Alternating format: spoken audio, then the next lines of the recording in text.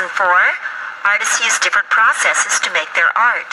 Our additional standards for this lesson are talk about artists in the community who make different kinds of art, and the Common Core is given follow 3- and 4-step verbal directions. Our vocabulary is process, architect, designer, stained glass, symmetry, Art Nouveau, acrylic, and transparent. And I remind them that process is the way in which artists use the materials, the media that we have. The artist whose work we're going to focus on today is Charles Rennie Mackintosh. He was Scottish. Scotland is in Europe, and he was an architect and an artist. Do you know what an architect is? Yes, it's somebody that designs buildings. Design means make up what something looks like. He even designed the windows for his buildings. This is a stained glass window. Stained glass is where you take pieces of colored glass and you put them together with lead in between, and you make beautiful designs. This design is an Art Nouveau design. Now, Art Nouveau was a time that people were designing things with lots of curved lines, and everything came from nature. So you can see the flower here and a couple of leaves. And here's another.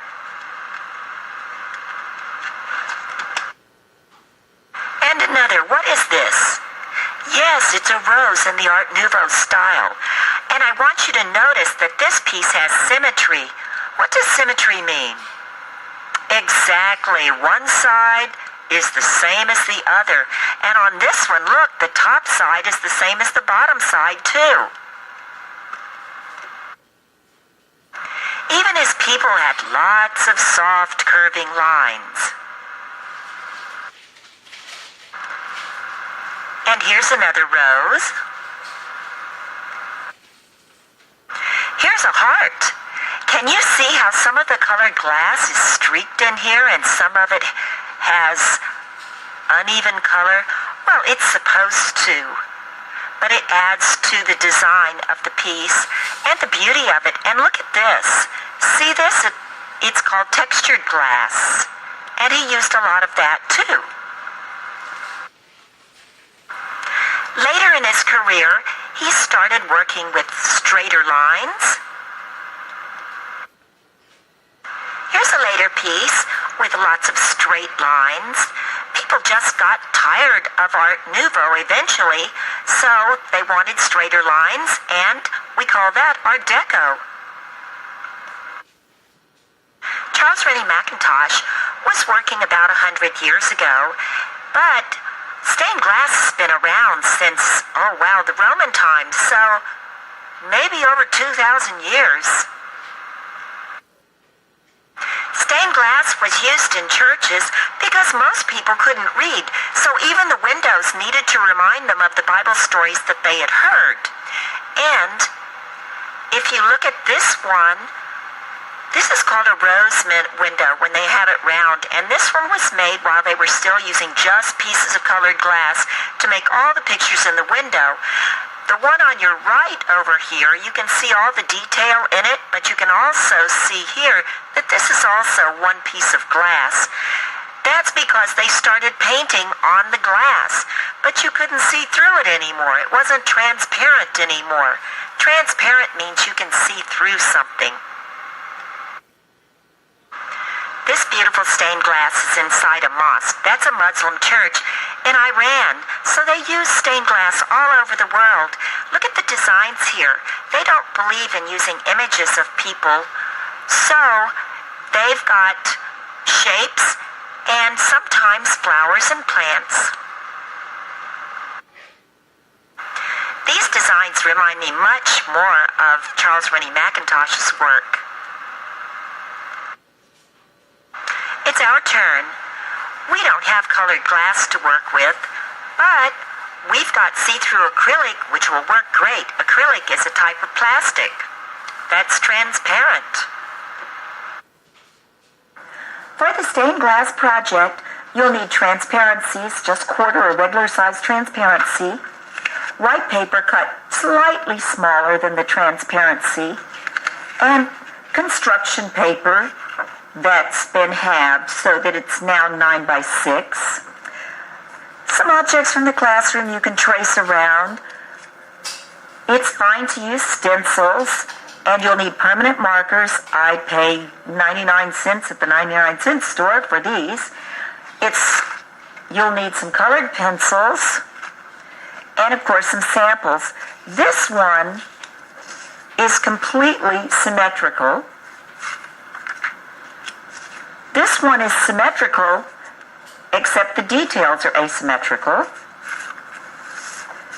And this one's asymmetrical, and what we did on this was to put a silhouette of our object in the front and then go ahead and make it like stained glass in the background. Most of the students want to use symmetry because they like the trick I teach them. Fold the paper completely in half. You can draw just half of whatever it is you want. It's okay to use a stencil where we can put it, making sure that the fold is where the center of the stencil is. And we can just trace around it.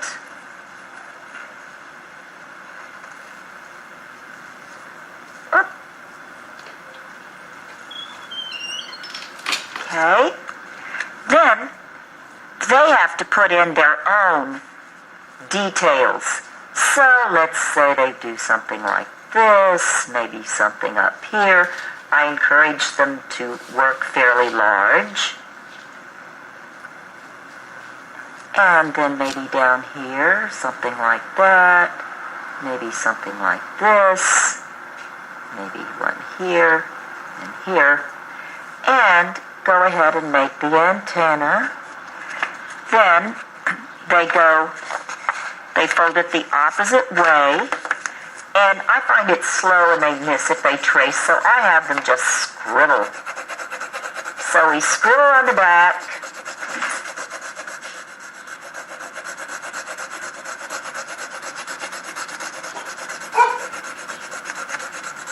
So that we see the ghost line inside, and I do have them trace that.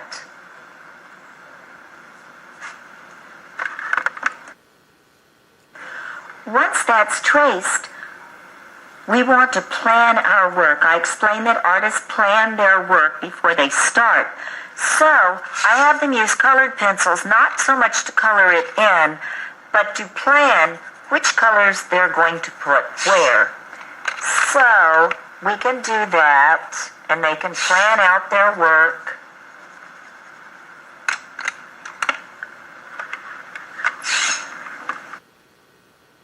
Once they plan out their work, we want to put the transparency on top of it, making sure we leave a margin around the sides. And we can just put a couple little pieces of tape on. I go ahead and walk around the tape dispenser and just stick a little bit of tape on the edge of their desk so they can just take it when they're ready for it. Once we do that, then they're ready to color. Now, my experience is that my markers are going to get all messed up if I don't have them use them in order from lightest to darkest. So I have them start just like I did with the watercolors. They go over to a table that has yellow first, then they go to red, then they go to purple, blue, and then green, and finally black.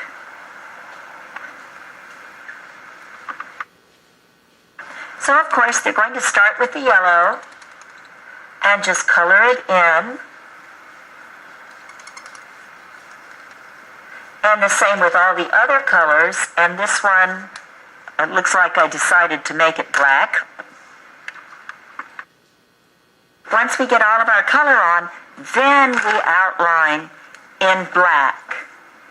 And that's when they can also create some more details if they wish. I'm just going to do this little part. But the black really stands out, and I explain But the reason things look outlined in real stained glass is because they've used a soft metal called lead to hold the pieces of glass together. Sometimes it's called leaded glass. Once we've traced, we take the backing off and we save this. Early finishers can go ahead and color it in. And now we want to frame this, and we're going to do it with the black. So we hold this together, we fold it in half, and then we fold it in half one more time, and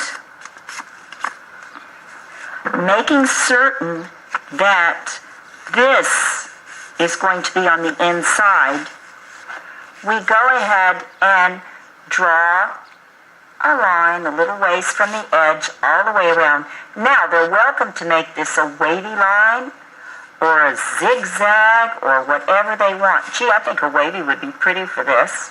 Maybe I'll make a wavy line. And then I cut it out on my line. It's easy to cut this way. And we just cut it out all the way around.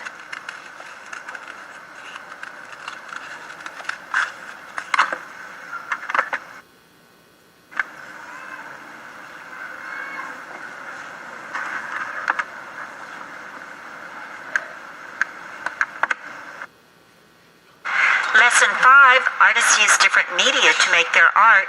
Our additional standards are: art, create space in your art by using overlapping, changing sides, and placing objects higher or lower. The Common Core standard is given, follow 3 and 4 step verbal directions. Our vocabulary is tempera paint, space, and overlap. The artist whose work we're going to look at today is David Hockney, and here he is. He uses bright colors and simple lines. You can see he's even painted his lines in the bottom of his swimming pool. He says he paints whatever's there, whatever's in front of him, and we can tell that. Here he's just done a painting of the sprinklers on his lawn. And I want you to notice something. As the sprinklers are getting further away, they're getting smaller. We already knew that. But had you ever noticed that besides getting smaller, they're getting higher in the picture? So the further something is away, the higher it's going to be in the picture. We can sure tell that the garage is a lot further away than this sprinkler. Here he's just painted a splash in the swimming pool. But it's a terrific picture, and everything's so simple. Here we see overlap. Put one hand out. Now put the other hand across it. That's overlap. If you put them together so you can't see the one behind, that's not overlap. Overlap is when something covers part of what's behind it. Like the diving board is coming out here, and it's covering part of the water. The splash is covering part of the side of the pool. The chair is overlapping the window. The grass is overlapping the wall. And the building is overlapping the tree. So you can see overlap shows us where everything is. What's in the front, what's in the middle, what's in the back. And we're going to learn to use that. Here's a picture he painted of his mom and dad. Can you see overlap? Yes. And do you see how he's made something higher to make it look further back?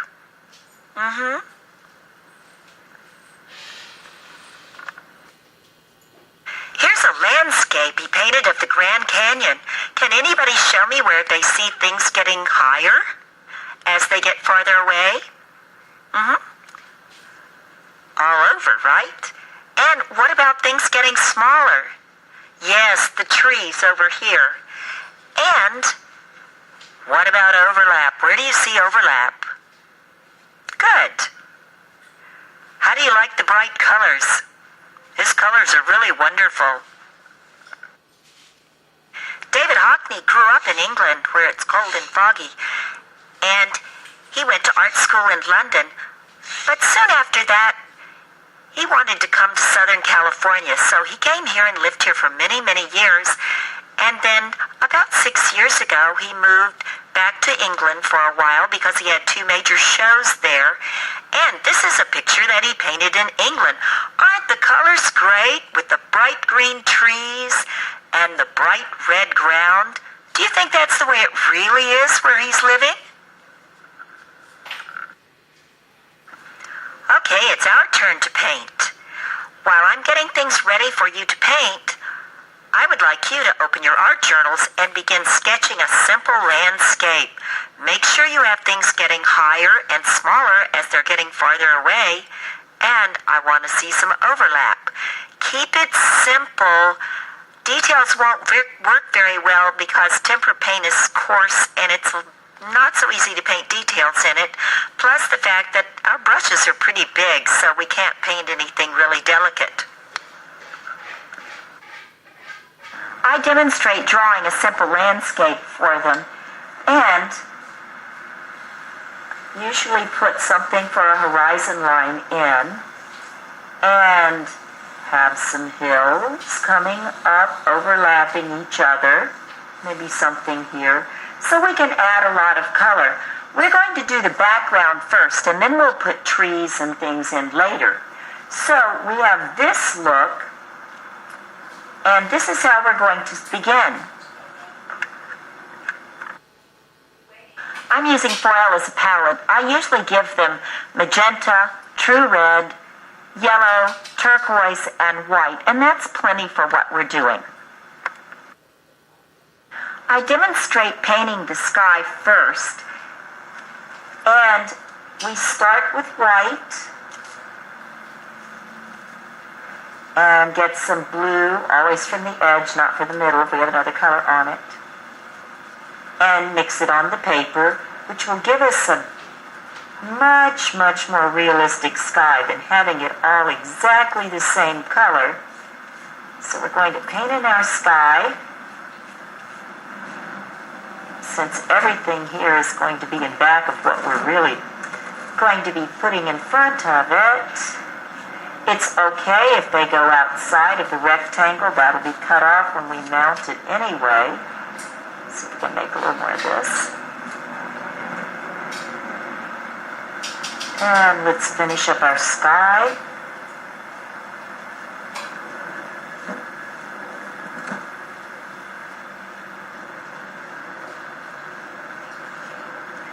Okay, so we're going to get that done first. And if they want to make it darker, that's fine, whatever they want to do. Then I go back and demonstrate rinsing the brush, push down, stir until you see the paint color in the water, hold it up, squeeze the water out so we don't put a wet drippy brush in our paint and make it too thin. Wipe your fingers on the cup, and then go to your next color. I also explained to the students that solid colors tend to make things look flat. So we look again at Hockney's picture of the Grand Canyon, and we notice he's got oranges and some yellow and some browns in it, just to make it look like it has more space, more depth. So then we tried doing some of that ourselves.